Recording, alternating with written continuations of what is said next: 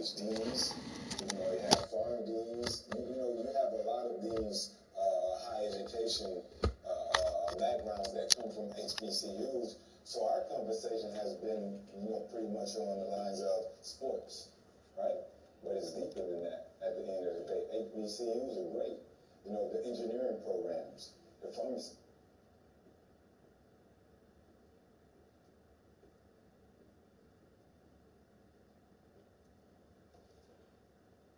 Here's the reality of the situation, Dan Orlovsky. We're not talking about whether or not Justin Fields should be the starting quarterback for the Chicago Bears. We all know this is an inevitability. This is something that's going to happen, whether Andy Dalton is healthy or not. Okay. At the very latest, by week 6, we can't see somebody other than Justin Fields starting for this franchise.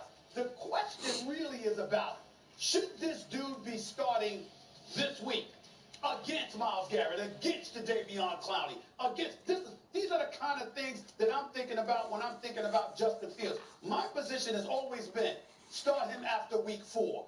Let him get his bearings of them. You get your offensive line together, I'll give it to you. They haven't been nearly as awful as predicted. They came into the season, a lot of people had expectations about them to be pretty porous, and that hasn't been the case. They've got the 8th ranked rushing attack, so clearly they know how to run block. Now they're 31st against the pass, but that's really about who's your quarterback and potentially who's your play caller. Nevertheless, when you got all of those question marks right there, and you're going up against Cleveland. Hey, we ain't got to take shots. We ain't got to take shots at the Lions. Come on now. At the Motor City. Yeah, exactly. I'm with you on the understand. I have not been a big fan with Matt Nagy in relation to how he handled Mitchell Trubisky. I'll go on national television right now and tell you that if Matt Nagy takes kind of the Baltimore offense, the Eagles offense, and the Green Bay offense, and he puts them all together and he makes a baby, I'll be on national television on Monday singing his praises. I will come on and say, but that's what he's got to do, So in other words, something he's never done. Suddenly he's going to do week 1 with Justin Fields as a quarterback. Week 1? He's going to watch First Take on Thursday, and he's going to see that's what he has to do, and he's going to do it. But here's my thing. You talk about can we not do it against the Browns. Stephen A., the next 5 games, he's got to play Pittsburgh. He's got to play San Francisco. He's got to play the Tampa Bay Buccaneers. I mean, at some point, we got to take the little kid pants on and put on the big boy pants. Yeah, but you still don't excuse me. Did you walk before you crawled? No, you crawl before you walk. And what I'm trying to say is that the Detroit Lions are crawling, okay? The Cleveland Browns, that's damn near sprint for crying out loud. I'm looking at Cleveland. And then after Cleveland, you got Detroit, okay? Then after that, you got a road game against the Raiders. You got a home game against the Packers. You got a road game against Tampa Bay. All I'm trying to say is that, listen, fine. Because guess what? If you're going up against Detroit, you can get the confidence that's there. That's my thing. What is Nick Foles there for? What is the reason? What is the purpose for him being there? Well, you're paying him, ain't he? Ain't he a Super Bowl champion? I understand that. But listen, he's not a scrub. He's no different than Andy Dalton. And as far as I'm concerned, if you were willing to put Andy Dalton in the lineup, you should be willing to put Foles in the lineup. What's wrong with that thing? I'll ask you this. In your opinion, this week against the Cleveland Browns, who gives the Bears the best chance to win the football game? Take we don't want to put somebody into this team. Who gives the Bears the best chance to win the game? Justin Fields or Nick Foles? Wow. You know what? I can honestly sit up here and say to you, it might be Foles. It might. I don't know. But let me tell you what. Because if I'm Justin Fields, I got to rely on 2 things. His accuracy as a thrower, which obviously, in fairness to him, he hasn't had an opportunity to really show us yet, because last week was not the greatest litmus test in the world once Andy Dalton went down, and we understand that. But I have to combine that with Matt Nagy.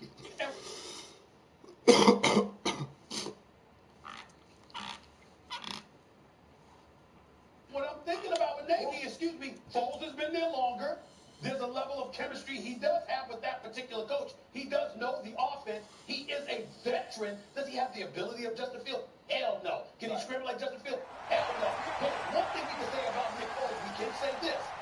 He does come in under adverse circumstances and delivers then. The problem is he's got what I call a Fitzpatrick syndrome. When you rely on him long term, he's not your dude. But if you need him in a clutch moment, he can deliver for you for a game or 2 or 4. Nick Foles has shown he can do that. I have no problem with it. I don't think it's even close. Justin Fields gives you a significantly better chance to win this football game than Nick Foles. His ability to throw the ball downfield accurately, because he showed it last week against the Bengals. Plenty of accurate throws. I understand there wasn't a big sample size. With the Matt Nagy stuff, my opinion on it is this, Stephen A. I can't believe that head coach who knows this is his only opportunity to do the job took all that draft capital and said, we got to go get this kid, and he's not willing to adjust his coaching style schematically. I can't sit back and think he's just going to call the same offense. I agree, he didn't do it with Mitchell Trubisky. I agree with you, but I can't sit here and believe he's not going to change some adjustment. I can help you out. I can help you out. Now, this is a basketball thing. This actually happened. He had a coach in New York once upon a time by the name of Mike D'Antoni. Now, Mike D'Antoni is a brilliant, innovative offensive mind. A couple of dudes, Steve Madden, are the MVPs under his stewardship. Nothing but respect for him offensively. But when they wanted to trade for Carmelo Anthony, he was opposed to that. Because he had to know Donald Lowry, Wilson Chandler, and a bunch of other spots that was for a moment of time. It was back in like 2009, around that time, okay? I bring that up to say to you, Dan Orlovsky, that in the world of professional sport, you do have coaches, when they bring in somebody new, their attitude is they want to bring him along slowly because in part, not totally, but in part, it buys them time. See, you're saying his job is on the line.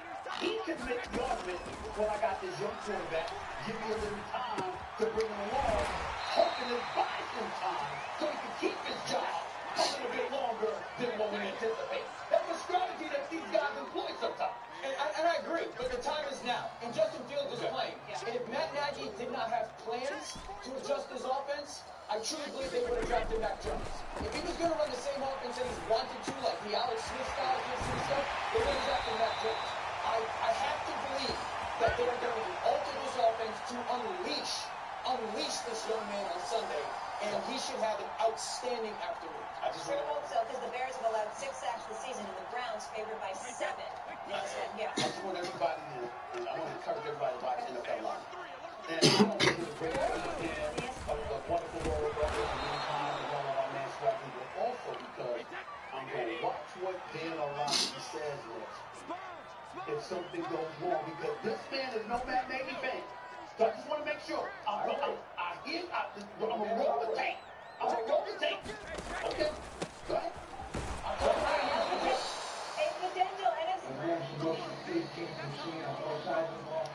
I would say so far, yeah, and they don't have a glaring weakness anywhere. Kicking game's excellent, offense, defense. So for us, it's the travel, and a heck of a game. Sometimes you go to a game and there's just no hype to the game, and then there's games and there's Are the Rams the biggest roadblock to the Buccaneers?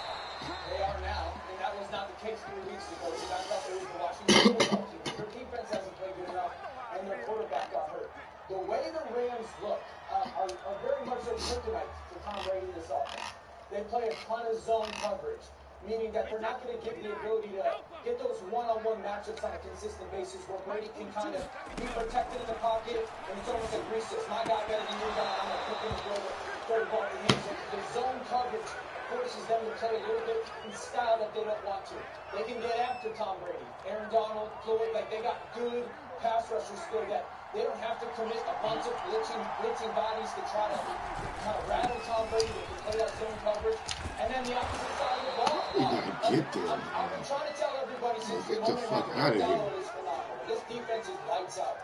I've been trying to tell everybody since the moment Matthew Stafford went to LA, we are going to see explosion on offense. And you're talking about a head coach in Sean McVay that is just sitting there going, how much fun can I have? I can go after this defense. And Tampa Bay's defense right now is not playing good. That secondary is not playing good. We're giving up completions like it's Oprah. You get a completion. You get a completion. You get a completion. And it's not a good defense right now. They ain't getting after the quarterback. And you're talking about a head coach and a quarterback that's two of the best. Cooper Kupp is playing unbelievable football. If we're having a conversation of best duos in the NFL right now, Stafford and Cooper Kupp need to be in it. So just because of all the variables that they got, and I'd say the last thing that I think about it gotta pick that off. That number 9, that quarterback, he's a killer. He's an assassin, man. He don't care who's across the sideline. His goal is to go out every single week and put a piece of guys doing on the field. And he finally has a team that's going to lie. And I know you're laughing, Stephen A. And I know you're laughing, but you're starting to see it. Let me say something to you. First of all, you are, and I give you credit where credit is due, making me laugh this early in the morning. This is really pretty funny. Number one, first of all, don't ever associate the word good with Aaron Donald. It's not for sure good. It's not good. I know you corrected yourself a little later in this season. You're starting off by saying good. Good process. No, you're talking about the threat of the threat. He knew that is Aaron Donald. Watch your mouth, okay? Be very careful with you superlatives when it comes to him. He's that phenomenal. That's number one. Number two, I would like to say this to you. I get where you're coming from about the Rams. Stack is a star. I like him. So this is not from his past. That's every one that's up thus far. He's looked up to the good. He certainly knows Jared Goff and a couple of first-round picks along with a conditional pick to get him because that's who Ed Stafford is, and we understand that. Okay? This defense is not what it was last year, and he's so far. They're like 11th against the pass, 20th against the rush. That's not what we saw from the Los Angeles Rams last year. Let's just keep that in mind.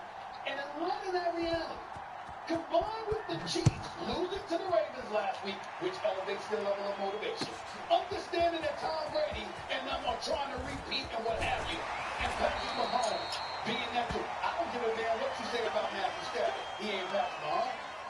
I don't give a damn what you say about Cooper Kupp. He ain't Tyreek Hill. I don't give a damn what you say about anybody else. They ain't Travis Kelce. Let's understand and put things in its proper perspective. And don't try to jinx what we all looking for, which is a rematch of Tom Brady versus Patrick Mahomes in the Super Bowl at SoFi. We ain't looking for Cowboys. We ain't looking for Mac Jones and the New England Patriots. I mean, it would be nice to see Lamar Jackson, but hell, we ain't thinking about that either. We want a rematch because the Patrick Mahomes that's expected to show up in the Super Bowl next year ain't gonna have a messed up toe. You know what I'm saying? I mean, Travis Kelce ain't gonna drop passes. I spoke to that brother. He ain't gonna drop passes again. He'll be ready. We know what a stud Tyreek Hill is. He ain't gonna be neutralized that way. Getting Clyde Edwards-Helaire, he ain't gonna fumble like he did. All right, last week. Okay, with a minute left, with over a minute left. These things are not gonna happen in Tyrann Matthew. The honey badger is back, and we know that elevates their secondary. Man, y'all gotta block that nigga, man. What y'all doing? What the fuck is y'all? Y'all need to go around two niggas? Come on, man. I double teamed the motherfucker. I was talking about, like, chances to get back. I'm just looking at my conference. Overall with the league, I'm probably with you on the Chiefs. Now, their run defense got to get a little bit better. Their run defense. But I'm looking at it. Got to get better. Whose defense got to get better? Tampa Bay. Yeah. But it ain't as bad as the Chiefs defense right now. I'm saying in conference, if I had put the team in the NFC after 2 weeks, what I think can hold Tampa Bay from getting back and out to LA, I think it's the Rams after 2 weeks, yes.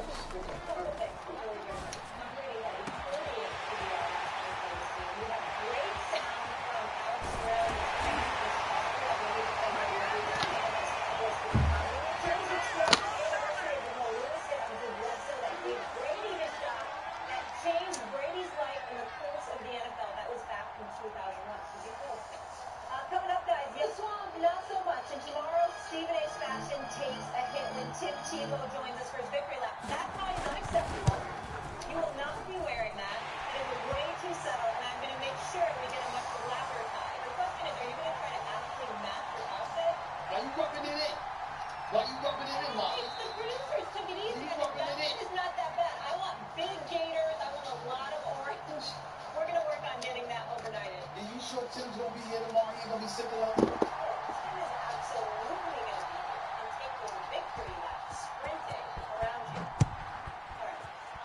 You're supposed to be down for me, you know that. You're supposed to be, I mean, I'm supposed to be full. I'm just saying. I always am. And you know I always got to hate on all your sports teams. That's what sports fans do. It's part of it. Yeah, you're going to be a referee with an orange shirt. What are you going to do? I have no idea, but I know he got me though. He told me they were gonna be. Florida shocked the hell out of me. I wasn't joking there. I really expected them to get wrong. I was laughing when they were down 21. I said, did they want to score? This is first quarter. How am I supposed to know? They're going to get out 26-10 the last 3 quarters. I can't believe it. That was 3 touchdowns. And I honestly was being actually nice. I actually was going to predict they were going to lose by 30. I was that confident. Florida showed me something. I got to stand down. The Florida Gators, they showed up. I was very impressed with them last Saturday. I really was. I watched that whole game.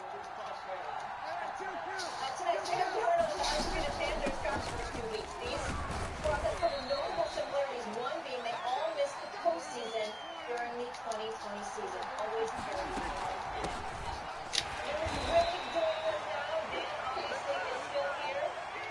Steve, what surprise 2-0 team are you buying the most? I'm buying Carolina Panthers. I really am. Now, don't get me wrong. Let me pump the brakes just a touch because Mr. Chippendale is in the house. He's blessing us with his presence because he's wreaking havoc on Monday Night Football. He always got the power open, trying to look like the Mac Daddy. But he's earned it. He's got a beautiful family, of course. And by the way, he's doing a phenomenal job on Monday Night Football. Love listening to you. But here's the deal. Okay? The Carolina Panthers, I will bow down to this. They did play the Jets, okay, week 1, and we know how anemic their offense has been. We were all shocked at what they did to New Orleans based on what we saw against what New Orleans did against Green Bay. The Carolina Panthers. You gotta jump, buddy. Against the run. You gotta jump, buddy. In yards allowed, in points allowed. They're number 1 across the board. And oh, by the way, they got 10 sacks in the first 2 games. 10. Okay? So I'm looking at them, and I'm seeing Sam Darnold. He complete about 68% of his passes. I'm looking at DJ Moore, Robbie Anderson. They can play. And put the 3 of us up on the screen because I want to look at Lewis with it. Are you fucking kidding me, bro? Are y'all kidding me? And I'm going to say it again. Ladies and gentlemen, it's damn near reverse discrimination. If this brother were black, we'd be talking about him more. I mean, this dude is special. Special. Okay? Running the football, catching the football out of the backfield. We know what he did coming out of college at Stanford. Christian McCaffrey is a special dude. And the combination of all of that stuff, I'm looking at them, I'm saying, wait a minute. This is an upgrade. We love what Teddy Bridgewater is doing in Denver. He didn't look like that in Carolina. They didn't have anybody else that looked like that in recent memory in Carolina. I'm looking at Sam Darnold right now. Looks like a damn good, decent quarterback. And Matt Rule just seems to know what buttons to push. The man seems to know what the hell he's doing. Now, it's still early, but when we talk about a team that I'm buying, I'm looking at you and you got defense. You can run the football, or at least you have somebody out of the backfield that is a playmaker. Okay, you got some of the wideouts outside the numbers that can do some things. And you got a coach that knows what the hell he's doing. I like it. Carolina's my choice right now, guys. In terms of the surprise 2-0 team, I'm buying the most. I'm going with the Denver Broncos. Go ahead, Lewis. Yeah. I was just going to say, look, I don't disagree with you, Stephen. I agree that right now Carolina has looked very good. And you can tell, like, when I was down in the Superbowl with Matt Rule last year, you can tell this is special dude. He's a special dude as far as Rule is concerned. And he's special in this regard. Forget the X and O part. Just their ability to communicate and get the best out of his players and really connect with them and teach them. He's special. But I'm going to disagree with this. I'm just disagreeing on which one is I'm buying the most. And look, some people are going to say I'm a homer. I'm going to say this, though. What's going on in Vegas, what's going on with the Raiders right now is special. I think this is different. I think this, in year 4, is their time. How? Now is their time. How? How much farther I got to kick the motherfucker? No matter what we try to make it out to be as far as the relationship between John Gruden and Derek Carr, I can tell you this relationship is rock solid, and Derek is the future in Las Vegas. And there are going to be many people who believe John Gruden is the next quarterback, and/or Derek isn't that guy. He's not as good as Patrick. He's not as good as Aaron. He's not as good as Matthew Stafford. Or Russell Wilson, or whoever it is. I can tell you this, though. This guy right now is in contention for MVP in the league after 2 weeks, if you want to start having that conversation. Why? Because he understands exactly what this offense is supposed to look like through the eyes of John Gruden. He has been given free reign at the line of scrimmage to do what he needs to do, like the best quarterbacks in the NFL are given. And this defense under Gus Bradley this year, they have built it front to back. Now the pass rush really is the type of defense who can actually get there. Max Crosby is having a career year. Yannick Ngakoue is going to have a career year. Denzel Perryman and KJ Wright bring in the experience in this defense to tie it all together. I'm telling you, look out for the Vegas Raiders, man. Look out for him. And look out for Derek Carr in that MVP conversation. Yeah, Lewis, I agree with that. Stephen A., in regards to the Panthers and the Sam Darnold, it's weird because I was told by everybody sucked, and it doesn't seem to suck anymore. The Raiders, I love. I'm taking the Denver Broncos. The moment they were traded for Teddy Bridgewater, I thought, that's a playoff football team with Teddy Bridgewater. And we're talking about the Raiders having a good defense. We're talking about the Carolina Panthers having a good defense. Teddy Bridgewater's balling right now. He's always been this type of player. Lewis, you notice that has been incredibly smart. We've always thought Teddy Bridgewater was this really intelligent player. He's going to go the right place with the ball, but he's physically limited. And from my opinion, the physical has caught up to the mental. You're watching Teddy move around like a big-time athlete. You're watching him push the football downfield with explosion, with their pieces. Noah Fant is a big-time player. Courtland Sutton is a big-time. Hamler's a great player. Wait till Jerry Jeudy gets back. So I think they're as diverse as an offense. Pat Shermer gets a lot of bad rap because of his time as a head coach. He's one of the top play callers in the NFL right now. And they're doing so much motion, so much play action, so much college concept stuff. This offense is very difficult to handle now that Teddy's physical talent has gone through the roof.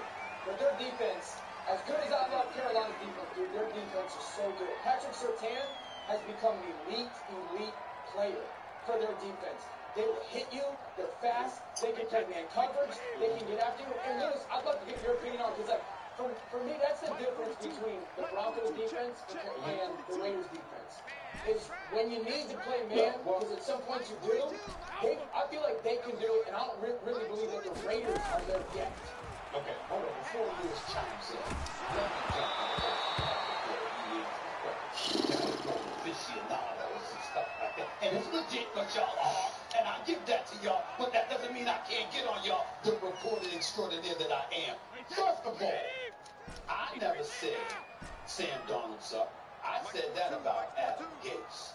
Let's be clear, Dale. And I stand by that. You on this show enough to know you never heard me say that about Sam Darnold. But I said Adam Gates, who showed up to the press conference, was far officer. I had some opinions. I know but then he looked high, okay? That's why he out of the damn job now. Because the Jets played like they were high under his stewardship. Now let's get to you, Lewis. You bring up the Raiders. I'm going to ignore the MVP conversation about Mr. 61 QB that is Derek Carr. I'm just going to ignore that for a moment. Ignore that for a moment, okay? Ignore that for a moment.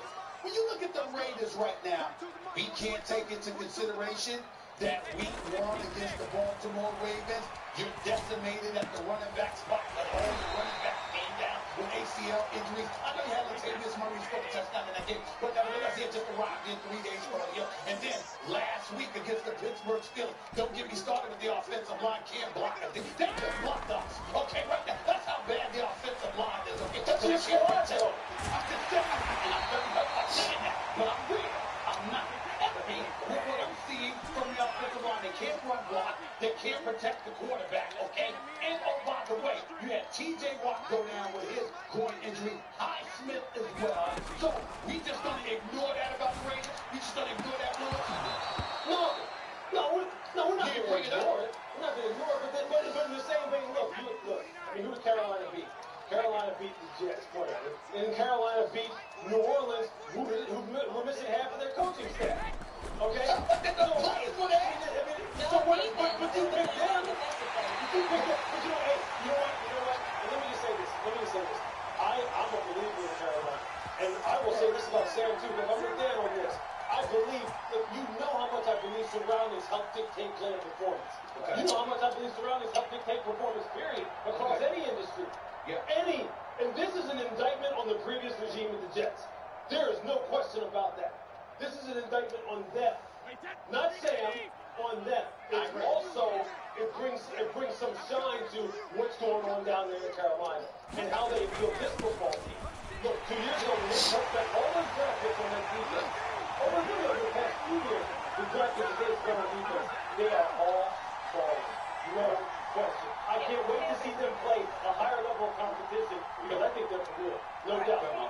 Don't discount them. Let me just say this, I'm looking at the schedule. The Dolphins are at Raiders, no Tua. Broncos host the Chiefs, rookie quarterback Zach Wilson, Panthers and an injured Tyrod Taylor tonight. They're all going to be good. Correct. Yeah. All right. The Cardinals nice too. Cardinals are nice too. Yeah, but I don't count the Cardinals as much of a surprise.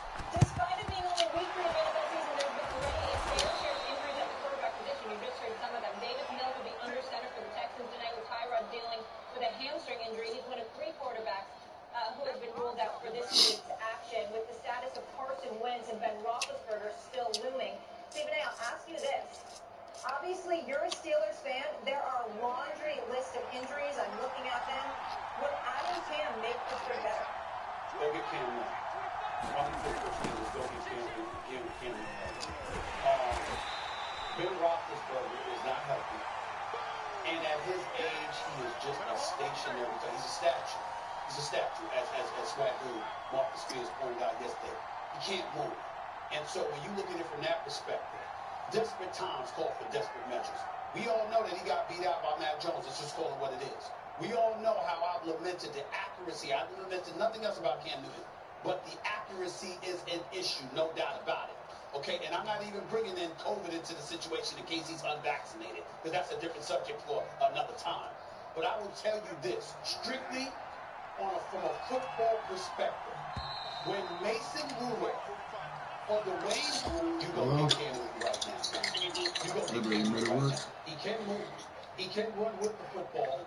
He can extend a play. Okay. I mean, listen, that's what you need right now. I'm not saying I like it, Dan Orlovsky, but I'm saying the situation in Pittsburgh is so dire. I'm not averse to going and getting Cam Newton right now. You don't go get Cam because it doesn't make you a playoff offense. No quarterback is going to make.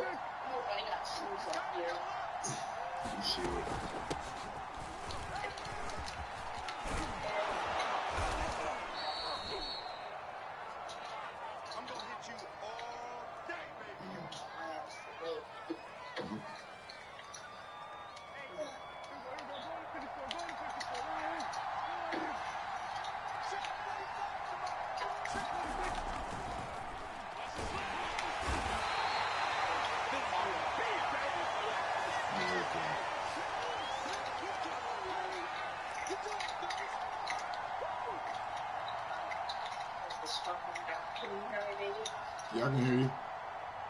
There's a special doctor walking out right now next to the school. Every time you have to call for something to it's fucking wrong. Roman! What's your little safety ass doing here? You want to think? All right, baby. Have a good night, baby. To make that script money? Have a good night, baby. Love you too.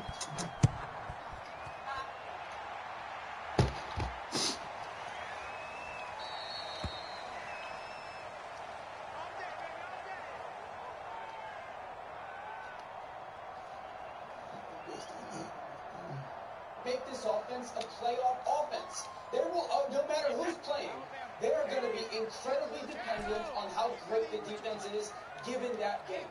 The offensive line is terrible, and anybody that is surprised by that was not paying attention through this whole offseason. When everyone was saying, you've got to get better offensive line, when they drafted Najee Harris, he's going to be a really good player. You should have taken an offensive line. At some point, the Steelers got to look to the future, Stephen.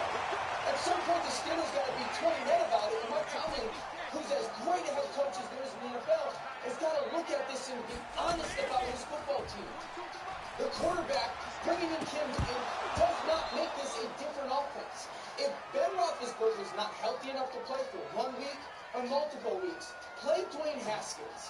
This kid is an ex-first-round talent who really didn't work out in Washington, a lot because of what was the outside variables, but also because he liked being in the NFL more than playing in the NFL. Your option is play Dwayne Haskins, see if he's realized this is his last opportunity. But it's always going to be about how quick can the think Trench really can make a difference on this team. I just don't. I don't see where he has something that is going to continue to keep afloat the hopes and aspirations of this organization from a playoff berth type of perspective. And look, if Ben is healthy, obviously they're always going to have that hope. They're always going to have that, in the back of their mind that they can still contend for a playoff berth because he's been Roethlisberger, because he's been there for so long, because he knows this system, he knows these players, he's going to need it. He's a surefire Hall of Famer.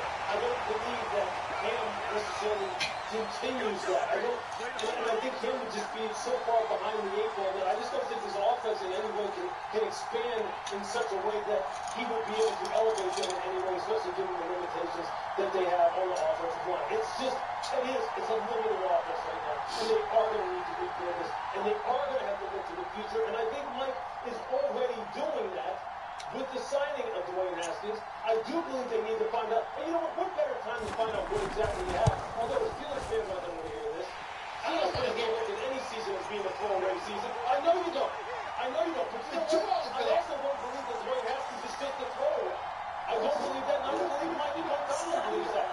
This is just a bad season for them. It's a bad season for them. See, this is the part. First of all, everyone knows I'm on tour of Kentucky. Secondly, when I play, I'm about to sit up here and give my man Lee Finney, who oversees the football coverage for ESPN, with these astute, exceptional NFL analysts that we bring on our show, and then Lewis Riddick, the voice of Monday Night Football, others that come. Now, this is the man that should have been the GM of the New York Giants. How you feeling about that right now? New York Giants. Well, he's actually objective, unlike you. We win. From his head, not his heart. He was doing exceptionally well until that take about my Steelers. Exceptionally well. Until that. Stephen A. It's about you do what makes it Rudolph and Dwayne Haskins. Come on. Where's my list?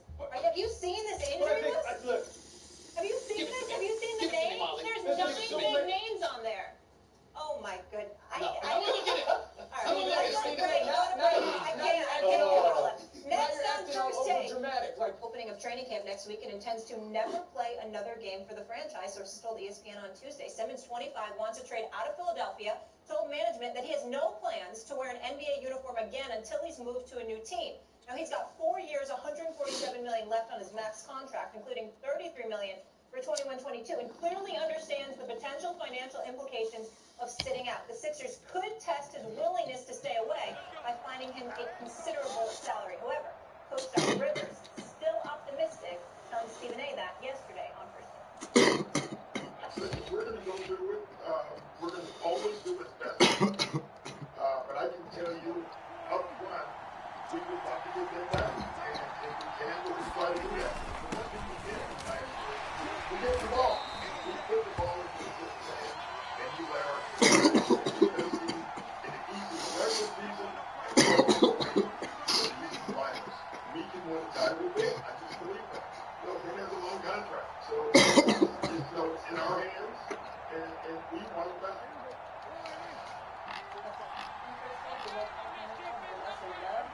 NBA has Big Williams here with us. Good to see you, sir.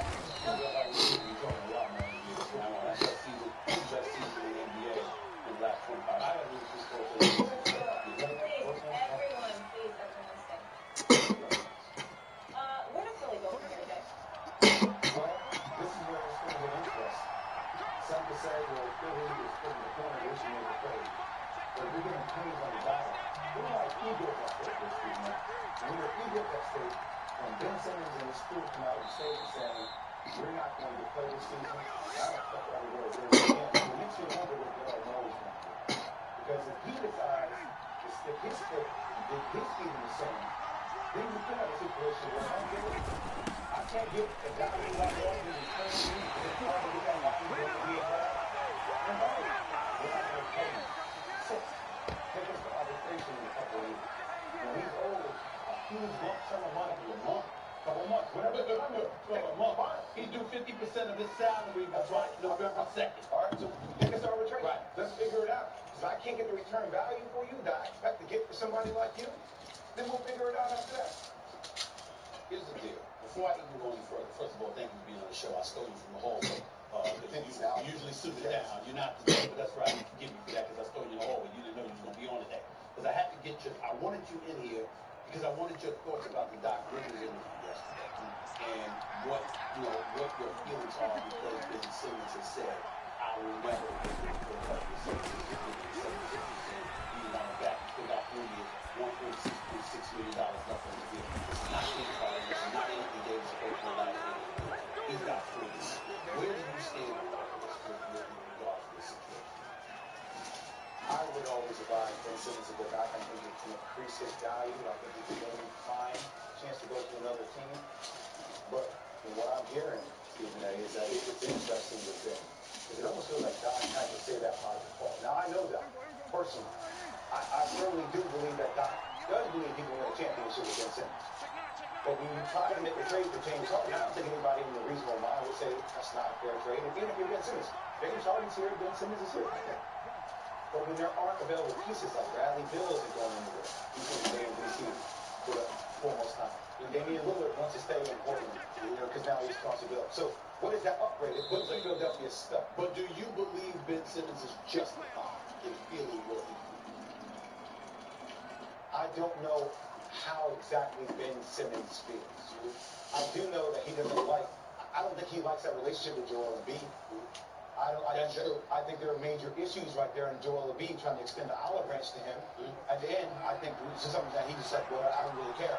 I'm over that. I don't think he knows that he will not get the kind of fan love and attention that he wants in Philadelphia. I think he's fed up. I think he's done. He needs to be without it. And I got some stuff that I want to say. Number one, I think that Ben Simmons is wrong. I don't think that Philadelphia's hands are clean in this item. The way he's handling it, or he's just wrong? I think he's wrong. Joel Embiid was there with you years before you signed your contract. So you knew what you were signing up for. Don't sit up there and a year later after you wet the bed in the postseason because you scared to shoot. All of a sudden the fingers being pointed at everybody else. And he may say, I love the city of Philadelphia. I love the fans. Well, guess what?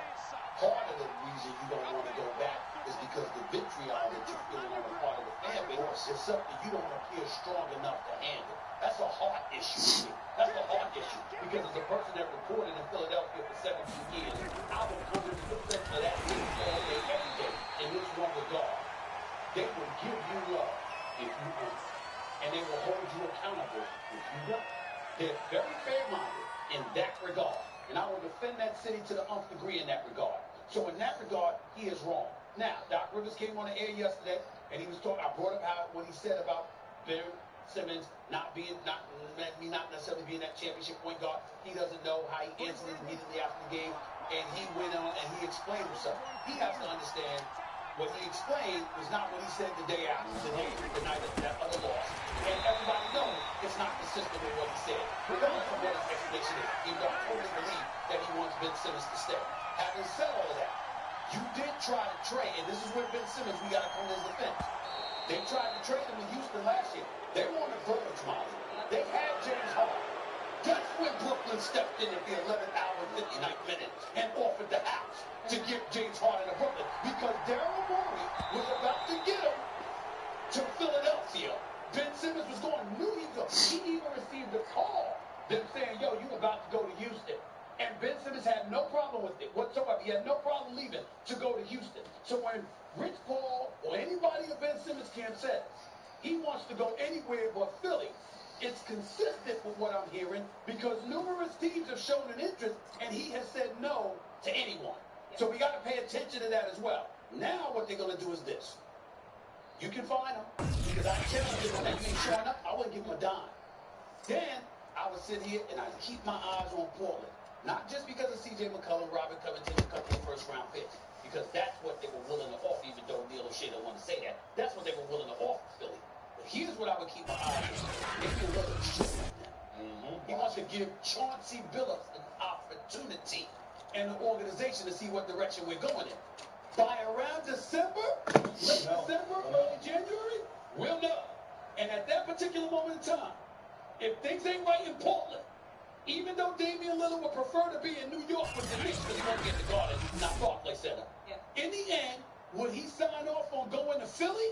I think there's a chance. I'm not saying he will, but I think there's a chance he will. I really do. That's why I don't pay. That's why if you're Daryl Morey, you're in a position of power. Just wait. Wait, everybody says you don't have the leverage because you're going to get pennies on the dollar for it. Take me to arbitration. I'm not going to pay you. We're going to sit here and wait. Eventually, we're going to find a disgruntled employee. Yeah, for sure. Obviously, this is going to have major implications on the association. We'll keep you up to speed on all of it as we hear more. Sunday, it's the debut. Is healthy. He's our starter. And then I go back to, for Justin. Justin's worried about right now. And Justin's worried about trying to help us beat Cleveland. I've talked about it this entire time. That's the thing. On him for a couple of games? Really? That's Matt Nagy. It's got Matt Nagy written all over it. Okay? And the reason, this is why I say to you, Dan Orlovsky, this is why I say to you, go ahead and put him in. Sit Justin Fields, because let me tell you something. The man, Justin Fields, thus far this year, has thrown an interception. He's completed about 53% of his passes. He's hit like 8 of 15 throws or whatever. And the first time you really give him full action, he got to worry about Myles Garrett on one end and Jadeveon Clowney on another. I don't know if I want to subject him to that, Dan Orlovsky. I just don't. Wood, I am so disappointed in you right now. The fact that you could come on this show, Stephen A. Show, on television, and honestly think that the best thing for the Bears to do is to play Nick Foles over Justin Fields? Did you hear anything I said? You're sitting there saying, did you hear anything I said? You said if the befuddled by the situation, and you, for the life of you, your words were, for the life of me, I can't understand why they're not putting Nick Foles out there. There's no way. This is blasphemous, erroneous, nutritious, whatever it is words you want to think of. Nutritious? Where are you at next? Nutritious? Whatever word you want to think of that God, has get the him ending. the source. Whatever word, dude. There's no way that you honestly think Nick Foles gives this team a better chance to play. I never said that. I never said that. Then why are you asking? How could you not play Nick Foles? That's what. Why are you asking me that then? That's what I want to know. Well, here's. And all the players. And I said, look, if Bill Belichick wanted Tom Brady back, praise or whatever, but yeah, I've been thinking about this. I've been But talking in these arguments, is that not? Marcus is a believer in Jameis. If Jameis can go.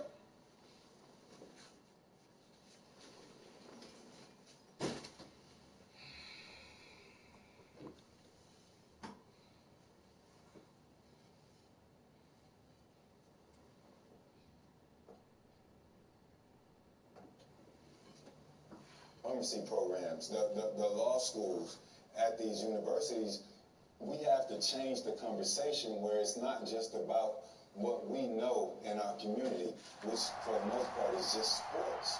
We have to say there's a part of it where this is your plan A, this is plan B. We've never been conditioned to think about plan B. You know what I'm saying? And that's why a lot of us fail. That's why 78% of us that are when we retire from the NFL, because we never really learned another, whether it's a trade or, got anything else from our education. We got a scholarship, and that's great. At the very end of the day, whether it's HBCU or Division I, the scholarship, the money that you get coming in, that's priceless. You know what I'm saying? I'm paying for this now. Hey, is that even guaranteed though? It's not guaranteed. If you get a degree, it's a guarantee. Are you going to be in that same field? Listen, first of all, we don't need a degree. We just have to talk about. I mean, you get into the league, the average is 2.5 years. You got Duke behind, you got Stanford behind, you got Harvard behind. You go to school, that network's different. You go to school, you go to Duke, you go to Stanford, you go to Florida, you go to HBCU,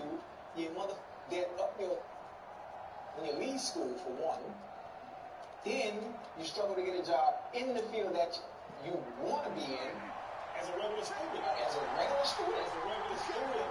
It's normal. I will fail. My wife went to Howard. And I'm in folks New Hampshire. And all the different places paying you. And there's doctors that tell us that when you look at football especially, and the NBA, I don't know. And if y'all know a name from HBCU in the NBA, please let me know. I know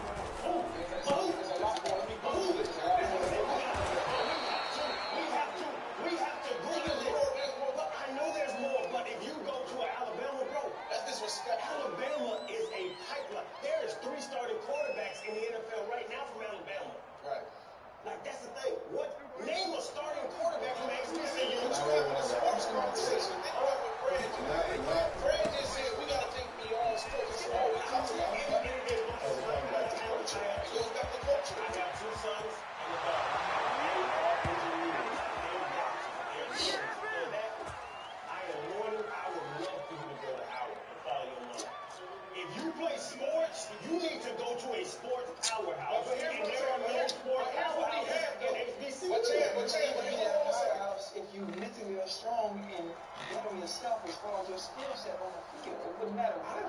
No, it's not, because as you talk about, when them people are and they do this brush through, it's got a brush through. They look for everywhere.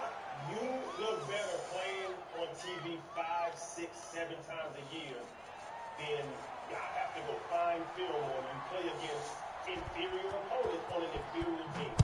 Fellas, athletically, it is no comparison. What Trey Lance just came from? Let's go.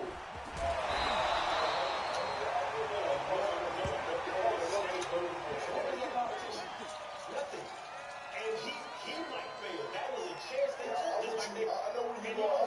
Trey Lance, they took a chance on Trey. Trey Lance ain't played about 5 games in college now. He's just physically talented, just like Carson Wentz. Times have changed. Channing, do you want Yes, Channing? Okay, times change, Fred. Times have How changed. many HBCU players got drafted this year in the I mean, this year was under different circumstances. How many players came next year? I understand that.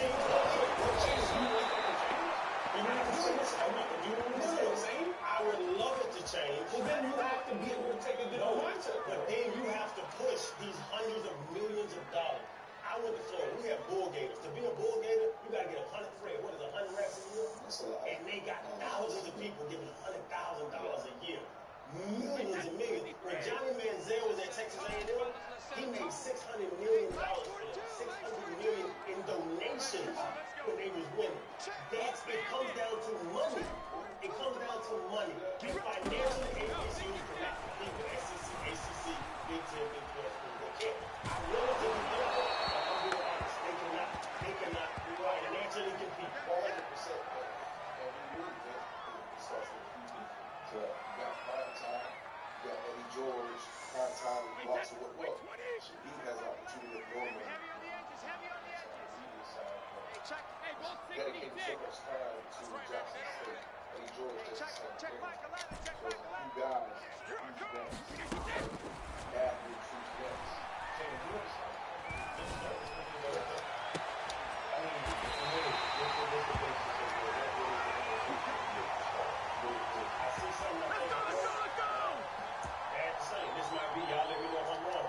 I see a company that has potential, and I funnel money into it to make it jump to a new level. So that might be a startup, but once you, my short got at a little boat, got a bigger boat, business go up because you can take the That's financial capital injection. capital injection. And that's what HBCU need, capital injection. That's the way they can. Dion running around the sideline with his mirror glasses on are not going to change HBCU. With his mirror glasses on. I watched him at the That's not changing HBCU. That's not changing it. Dude, yes it is. Look at the Yeah. prime time games they get, the deals that he's doing. He got people to fund money. The He students- got institutions. The students willing to come there. Rebuilding resilience. It's not. I'm saying it starts with one person. You also got to also take into account that the environment in which we're in now. It's 2021. Whatever looks good on the surface can be underneath, right?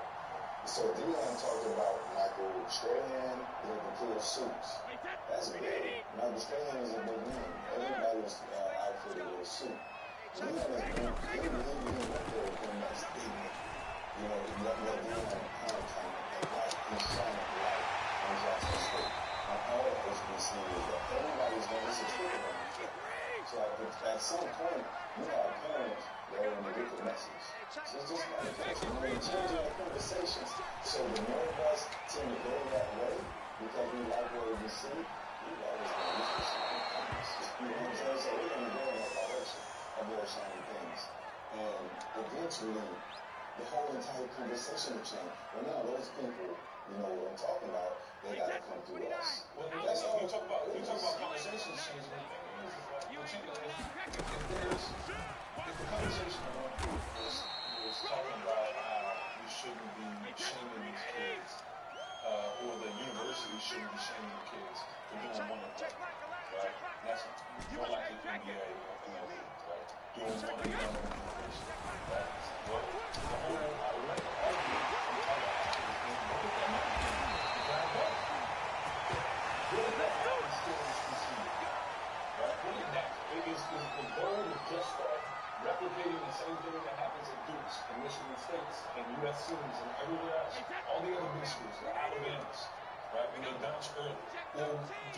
something more than this.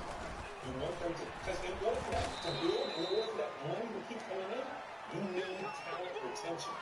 You need to be able to keep the talent there. It's gonna be tough, but that's the So you got to keep them there for more than 1 year, more than 2 years, more than 3. You're gonna ask somebody to stay for 4 if you can get drafted in the first round? No. No. Go get that bread. It's about business. Do y'all see right now college football? Alabama, Oklahoma, who's up there? Georgia, Clemson. Those top teams right now. Do you think in 5 or 6 years, in this world that y'all are expecting to see, because I'm very hesitant on this, y'all expect to see a top 25 AP come out, and it says Alabama, Florida, Howard, fail, Texas A&M, Mississippi State, Michigan, Penn State. Do y'all think that no matter what kid changes this narrative, that when that top AP 25 comes out of college football, that there's going to be an HBCU in that top 25? No, that's what I'm saying. What you said? Wait, how long ago? Florida State was 17.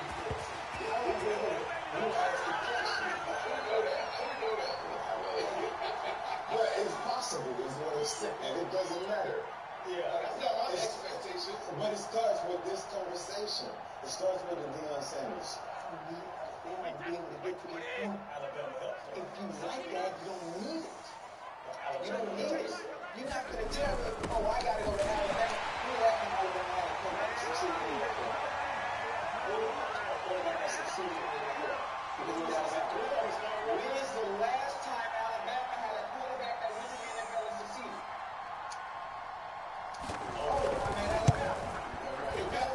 Listen, so when is the last HBCU starting quarterback to ever even get to the NFL? Can I finish?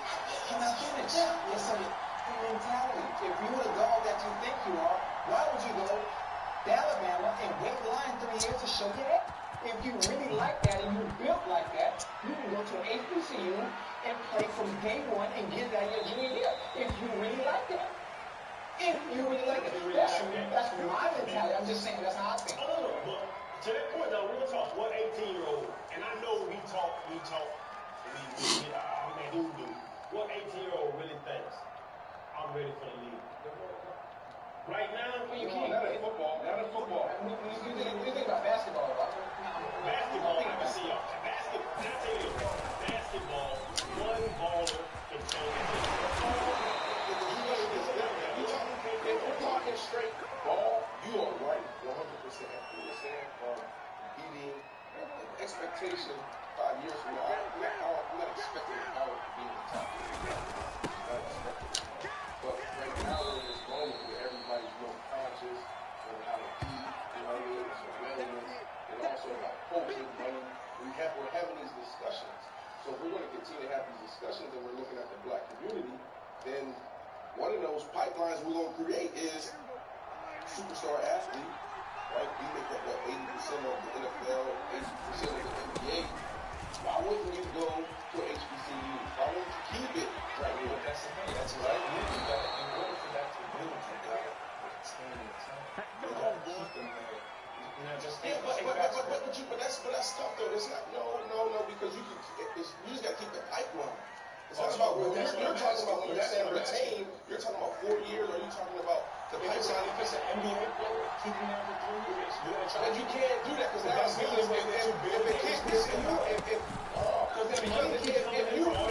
got the number 1 overall pick in the NBA sitting at an HBCU, and they say you can go and you can be the number 1 overall pick, you go. So then it's about then it's 2 conversations. It's about turnover rate, which is creating a pipeline. Right, turnover rate meaning that every year you got to run and done. Let's just use the NBA example because we know that you can run and done, right? You talk about mindset. You don't have that mindset when you're 18 years old or 16 years old. You know it's a possibility. Yeah. So the thing is so let's just use NBA players and HBCUs. So the thing is that if you're going to try to get the HBCU to be built up and money to keep pouring in every year to be coming in, then you need a one and done every year. Or you get that guy that could go one and done and get him to stay 2 years, get him to stay 3 years. So you have more time to go get another one that comes in and do the same thing. So it's about time. I just think that's the conversation that needs to be had in terms of, or what needs to be looked at the very least, if you're going to build out an HBCU, you got to keep them there a little bit longer. You got that's cultural sacrifice, something that can't be calculated with money. That's cultural sacrifice. When you're sacrificing something that is money, you're giving up money in order to build a culture. That's what culture is. That's what it can calculate. You can't calculate culture. But that's what the whole industry is trying to suck culture dry. But the only way that you can build that up is by giving up. That's so good. That's why we got to have a special discussion. We had Dino on the show. I said, Crown, I'm sitting in my neck. Like, my kids treat that like it's because of that. It's like, we talk about this culture, vultures. When you look at who owns the culture, who's making money off of it all the time, it ain't us. It ain't us. That's why we keep it there at the HBCU. Right. That's why we got to have this conversation. And we're having that conversation in every industry.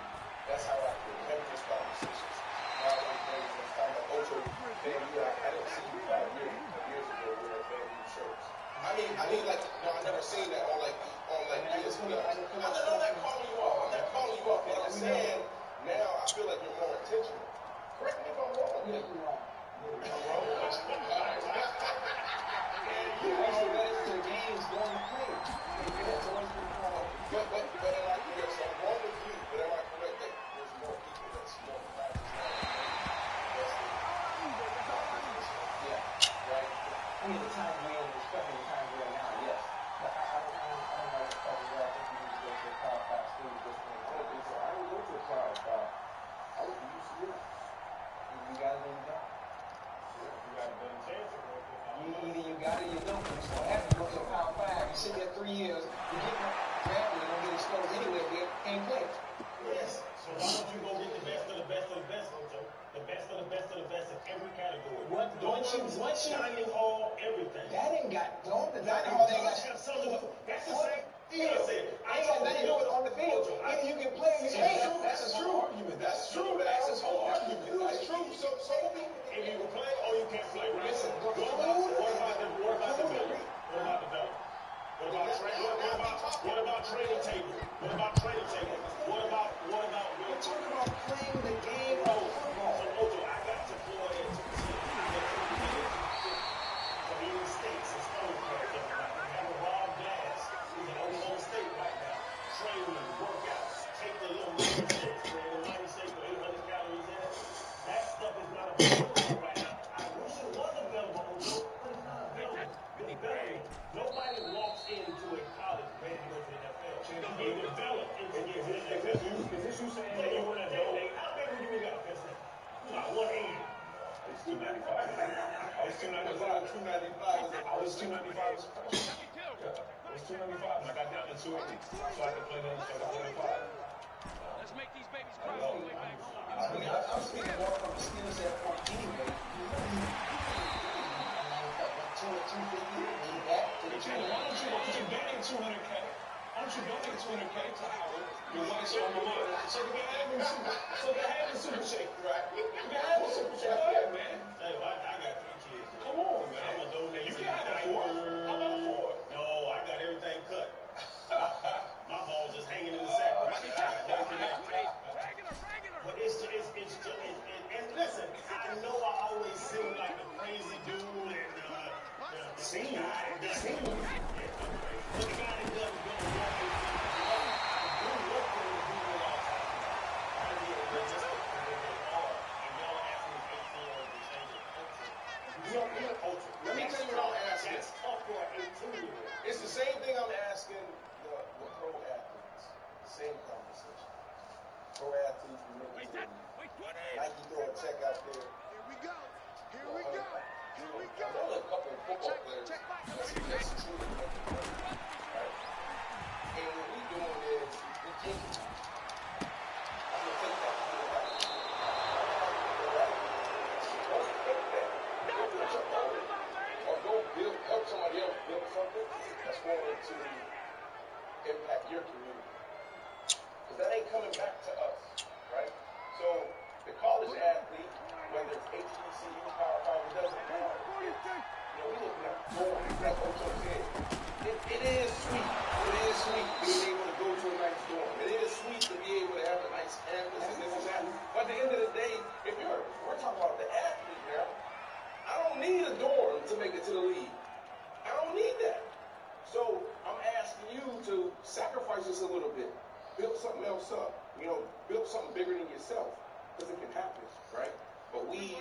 so quick. You know what I'm saying? To take that check, take that first thing, something shiny. Come on, man, we gotta go back to our old team.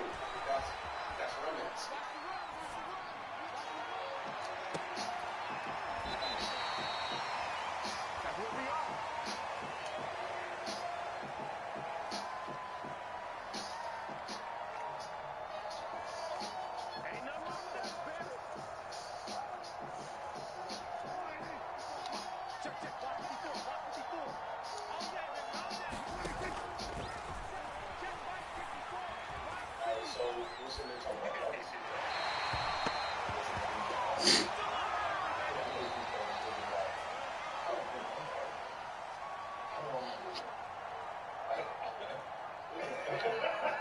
Who else here will raise their hand to recognize that you're not getting in? I got you. Those are some hands raised.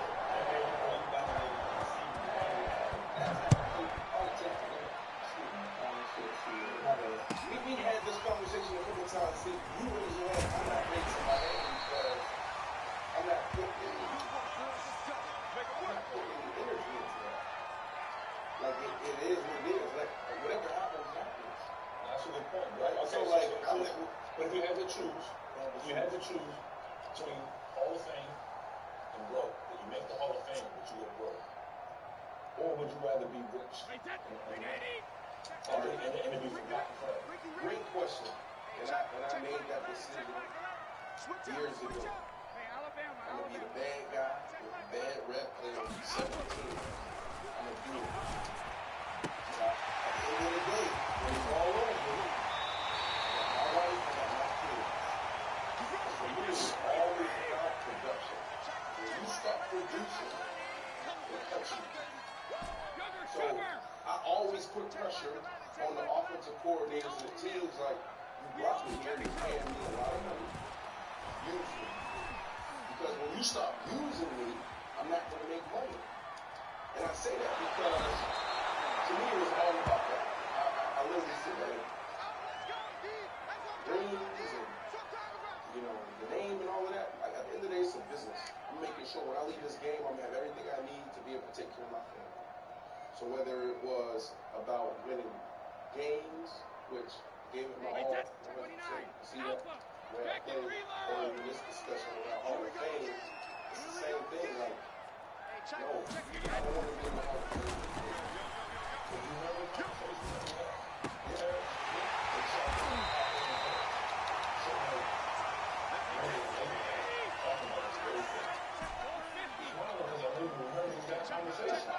Because we're back and forth in the seats. I want to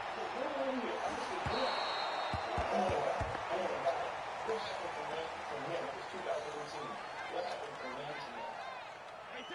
So I'm the type of dude that I want to leave no stone unturned.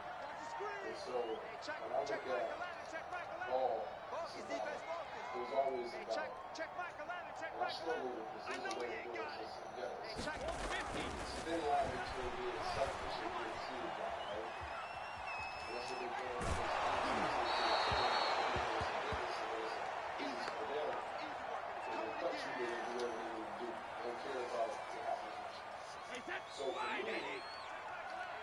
I look at individual goals growing as team goals. Individual goals is what we talk about. When I entered the league, things started to shake. I had no clue what success was. I made it into the playoffs. That's what I need to be.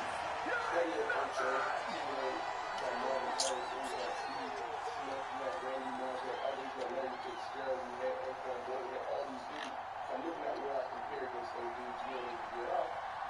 So when you look at the individual goals, I'm looking at that. Like, okay, this is what I'm beating every single year, so I can be up there the best. And that's what I'm looking at Hall of Fame. So I had specific goals and thousands, catches, wins. I wanted to be top 5 in everything. So when we were embarrassed, that was the end of my career. I got that one more year, but it didn't go the way I wanted it to.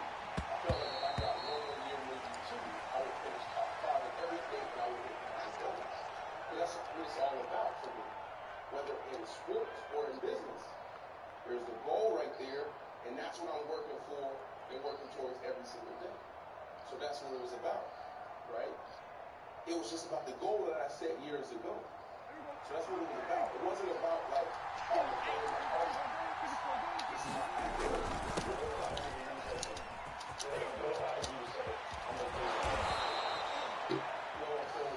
go back to you. Did you build another goal that was good enough? No. And that's something that, you know what I'm saying, that's going to be a part of my story.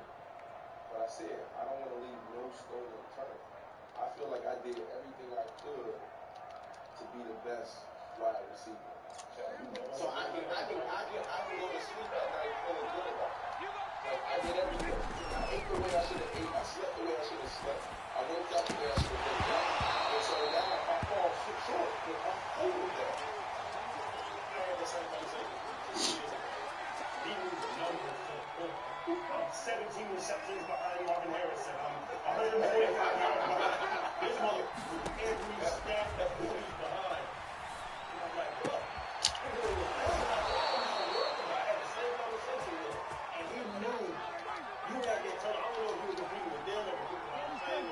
Just compete with yourself, like you said. But you really knew, right?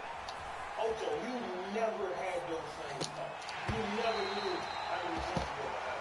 How this, how that, the numbers, the percentages, the efficiency rates. You never knew. Too many talkers having fun not following the NFL rule. People really ask me about the Hall of Fame. We ain't never gonna make the Hall of Fame. Look at the way I can lead. Look at the things I did. That's my numbers say Hall of Fame. The way I carry myself is not.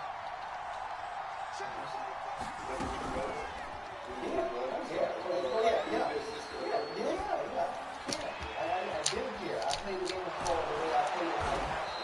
The way I played in the NFL, the same way I played at NBC. So all of a sudden, I get to the NFL. Oh, everybody complaining about the way I play football. Well, that's what we do where I'm from. That's the way we play the game. And I didn't need where I come from and how I am and how I'm built mentally. I'm not one that seeks validation or need acceptance. So we played the Ravens. That was that Monday night, Thursday night. And I was rejecting it. My homeboy, hey, bro, you know, you got 200 yards before you cross 2,000. I said, for real? So I had all my homeboys from New York, they came to me and told me, you got to hit the 2,000 mark. I said, okay, bet. When I stole the whole point of drinking the jacket over, I felt I was Hall of Fame worthy at that point. Regardless of what you, I'm going to say it again. Regardless of what people think, excuse me, I know it's the way I talk, I'm sorry. No, because every time we had this discussion, bro, I can't say the word. No, I feel like it's like a sensitive topic. Yeah, no, it's definitely a sensitive topic. Right? But bro, because like you always say that, like, it's just people name it. No, I was gonna say, I can't say that. Yeah, but any other time we talk, you don't say, you don't leave it out. You don't have to prove that. I know, I'm pulling it back, so I'm telling like, so I want this team, there was a young guy who said, man, I don't need that job. You know, just in general. So you knew your actions. Oh, yeah, no, they weren't happy. They weren't letting me in that. And B, I tell you this, the way you hold yourself, they gonna let you in sooner or later. You might be one of them over. Yeah. You might be 2084 when they let you. They gonna let you in. You know what you do in media. You put on and then you exemplify the type of guy that we want to bring into this Hall of Fame. That's what he's gonna do. Go get a shot.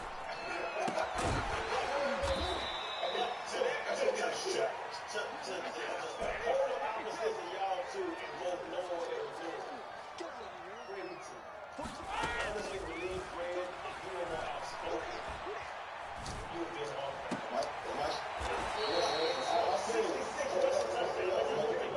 If you had a dance, if you were more, outspoken, more rambunctious, I believe your name would be bigger than what it is. That's part of the game, right? And that just wasn't in me. That wasn't what I did. And I'm gonna cut this off after I say this. I remember hearing Tupac say some shit. I'm a butcher, but I'm gonna try to get close to it. Right. I'm gonna try my best. So It was along the lines of, let's say you look in this room, right? And it's this analogy. There's 32 guys. There's 32 guys in the Hall of Fame now. Ahead of me. Right? So there's 32 guys in your ear. Right? And you're looking at all their plates and you're saying, I did as much work as 17 of those men. I should have been right? I don't look about what the company in my position in the Hall of Fame. I mean, I should be in the people because I put in more work than half of these men. So, like, at the end of the day, we're having the same conversation when you say, I don't care. You feel me? I know I was ready to be. This is a different conversation. I don't know. But I know he's not, the same play that I need to be doing because I was ready. You get everything about you. Never got in trouble. Randy, numbers. Good guy. Good dude. That freaky Fred, good guy. Good guy. Very, very humble. Very humble.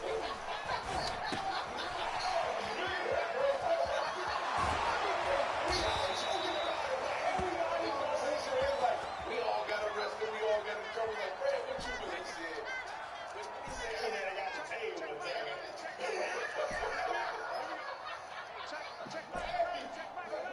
But bro, I believe that all y'all fans should be the most upset about this. He is the most upset. I'm not upset. I don't know. The conversation is necessary.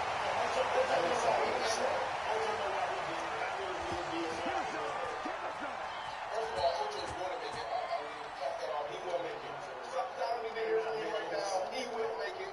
His numbers. They got to forget what he did. And then he's a media darling now. Everybody loves him. He's been a media darling. I'm a media what? Darling. They love him.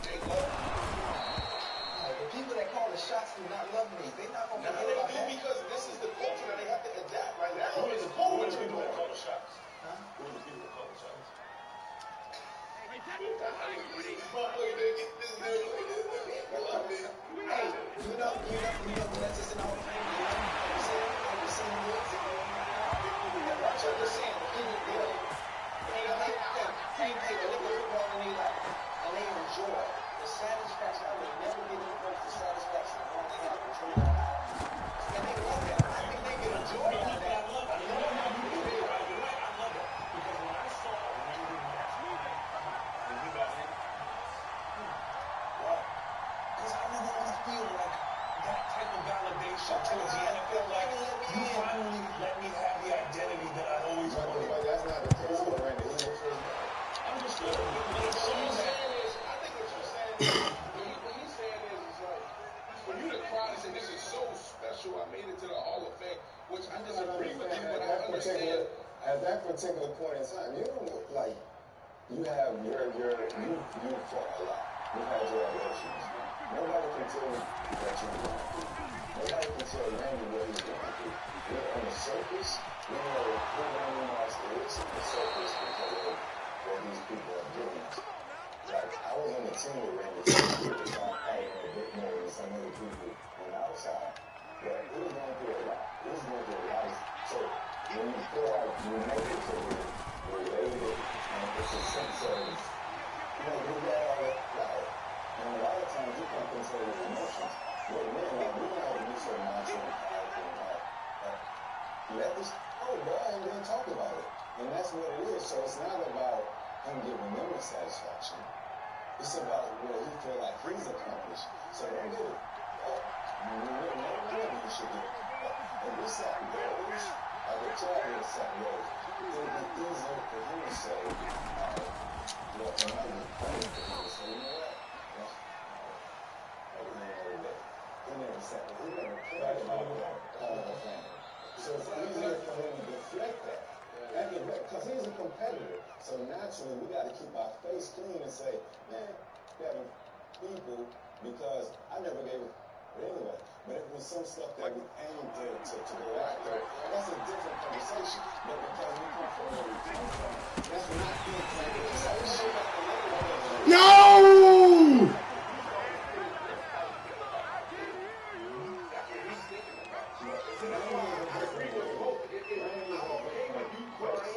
When you achieve something throw. Hit him at the 3-yard line. Do you know Randy got identity? But that's the point, though. The greatest receiver, the most gifted receiver ever. All right, so if you go down, if you go in the hood, if you see a young little coach and over somebody else's ass, I lost him, right? But then if you have the conversation with Randy or asking him his phone, we didn't come to the same head of environment. That ain't the Randy Moss that they think. This is the Randy Moss that came from West Virginia, growing up in a section of maybe just off the block from trailer parks and Walmarts. That ain't the same that I can relate to because I lost it.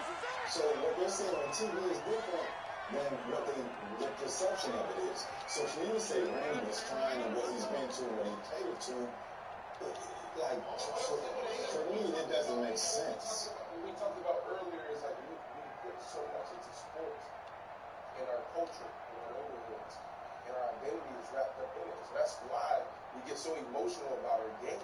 That's one of the biggest. But that's one of the biggest things I tell young athletes who are, on the route to either D1 ball or to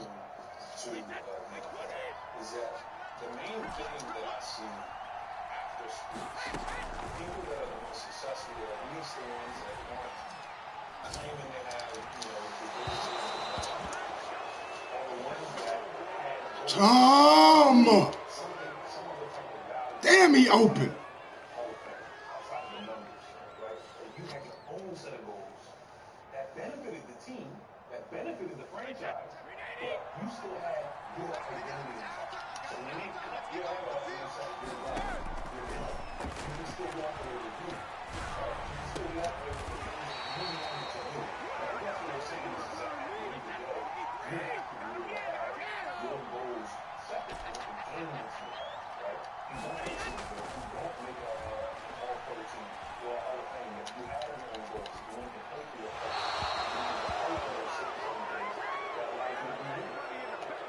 I think that's what allows Checker to be in without getting the Hall of Fame, because he had goals separate from what the game was. That's his ball. Like you just said, if you play for your team, fuck out there play for another team. You just got to ball. If you balling, you're going to get paid by somebody. That's the thing a lot of young dudes don't understand when they that college stuff. Oh, yeah, I love LSU. No, you need to just love the scholarship so you can get that brand name on. Because they don't look really well.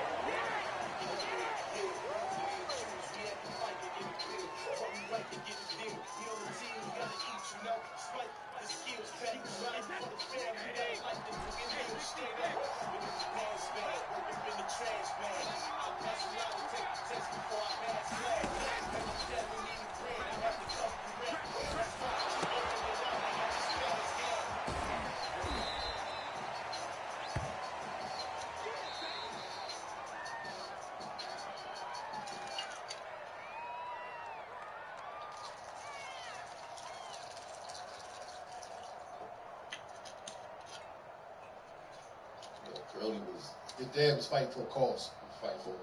I never knew that, though. I never knew that until probably 10 years ago, 15 years ago. So it was, I love it now. You call me Little Curly all you want. I know the stand on it. I'm going to get straight to it because you went to my team, the Lakers. That's my squad. We ready to win the whole thing, the chip and everything is going down. That's my squad. Come on, man. He got it. Whatever team he think will win it when he gets it. No, the Bucks was my team last year because they won the Super Bowl. No, the Bucks won the chip. The Tampa Bay was my team because they won. Lakers is my team because I know they're gonna win. What I put like on some real stuff. What I supposed to just be riding with losers? My team, I'm playing with the win. I'm gonna win. I want to deal with winners. Lakers gonna win. That's my team this year. You know what? You're like I ain't staying away from a groupie woman who messed with 11 basketball players before in her life. She just bounce around to all the winners. So you're a winner today. You're a winner today. You're a winner today. You're a basketball groupie. It's all good. I'm gonna say this though. I always gotta ask people this, man. Carmelo, I always gotta ask people this because this is important because my rep is on the line here. Now I'm pretty sure on social media you probably ran into my game a couple times. How do you rate my game from a 1 to 10? I honestly, champ, I can't really speak on that. I don't really. I saw him play. I ain't never seen you play, champ. You know what I'm saying? I ain't never seen you play. I'm just saying to all the people that support my ball game, Somebody's gonna vouch for me one day. It's hard. I see him boxing. You know what I'm saying? I see him trying to throw his hands. I see that. Well, somebody. I'm trying to get an NBA cosign. Nobody swear to vouch for that shit. Trash. And you know, all right, that's another story. Now let me get to this. Talk to him. Now, then you went to the Lakers. I think everybody in LA talking space. Crazy to me. I'm talking crazy to me. He was there, nigga. He's over. We got Melo. We got this, bro. And nigga, this. They might as well just give us the ring now, like Big U. I was talking spice. They was talking crazy. I didn't like this shit. I went on the gram and I exaggerated a little bit. I said I added them niggas' ages up. They 811 years old. And then like 40 minutes left. 40 minutes went by and Rob was just up. I was like, I wasn't for real. Like I'm 45. I still got wheels, baby. Like I wasn't.